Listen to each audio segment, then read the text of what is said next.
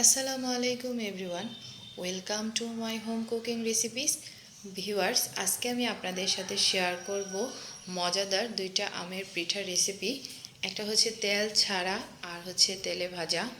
Viewers, আমি পিঠাগুলো বানানোর জন্য এখানে দুইটা মাঝারি সাইজের আম নিয়ে নিয়েছি।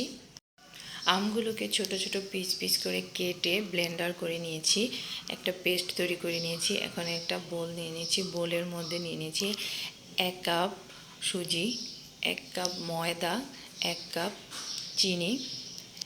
এখন খুব ভালো করে সবগুলো মিশ্রণ ভালো করে একটু মিক্সড করে নিব। আর দিয়ে দিয়েছি সামান্য পরিমাণ লবণ স্বাদটাকে ব্যালেন্স করার জন্য। এখন আমি এখানে দিয়ে দিব 1 কাপ দুধ, তরল লিকুইড দুধ। দুধটাকে আমি আগে ফ্রিজ থেকে বের করে জাল দিয়ে রুম টেম্পারেচারে রেখে নিয়েছি।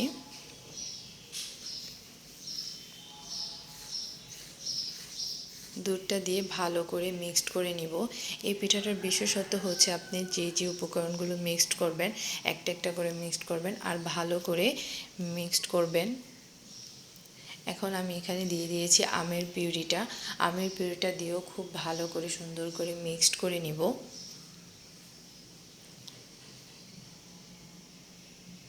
দিয়ে দিব একটা ডিম ফাটিয়ে।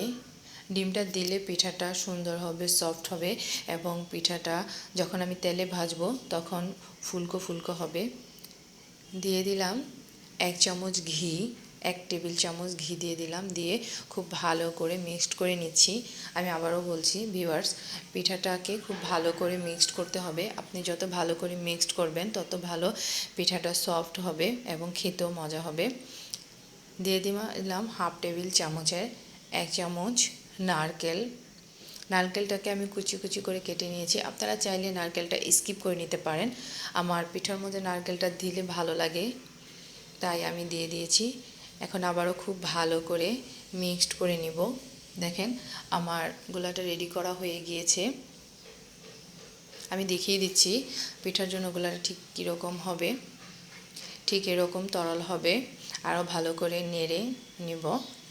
এখন আমি এটাকে আধা ঘন্টার জন্য রেস্টে রেখে দিব। 1 ঘন্টা রাখলে ভালো, যদি 1 ঘন্টা না পারেন তাহলে আধা ঘন্টার জন্য হলেও রেস্টে রেখে দিতে হবে।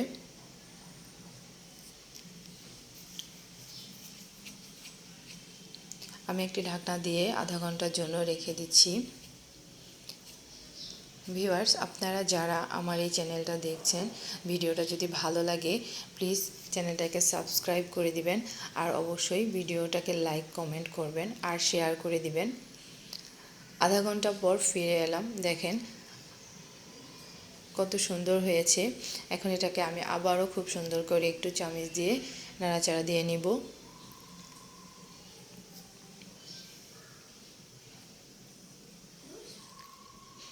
নাড়াচাড়া দেওয়া হয়ে গিয়েছে।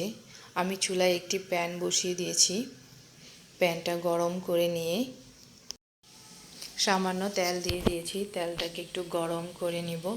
একবার তেল দিলে আর দেওয়া লাগবে না।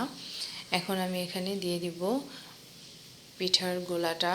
দিয়ে বেশি সময় না, মাত্র 10 সেকেন্ড অপেক্ষা করব। একটু ঢাকনা দিয়ে ঢেকে দিয়েছি। 10 সেকেন্ড পর দেখেন কি সুন্দর ফুলকো পিঠা রেডি হয়ে গিয়েছে আমার। খুব সুন্দর হয়েছে এবং দেখতেও খুব ভালো লাগছে, নরম হয়েছে, ফুলেছে পিঠাটা। এভাবে আপনারা তেল ছাড়া এই পিঠাটা তৈরি করে নিতে পারেন। একবার তেল দিয়ে দিলে বারবার এই পিঠাটা হবে। খেতেও খুব মজা। দেখেছেন কত সুন্দর হয়েছে পিঠাটা। এখন আমি তেলে ভেজে নিব। তেলে ভাজার জন্য আমি একটা কড়াই দিয়ে দিয়েছি। তো তেলের মধ্যে পিঠার গোলাটা দিয়ে দিয়েছি। দেখেন আমের মালপোয়া পিঠা দিতেই কি সুন্দর ফুলে উঠেছে।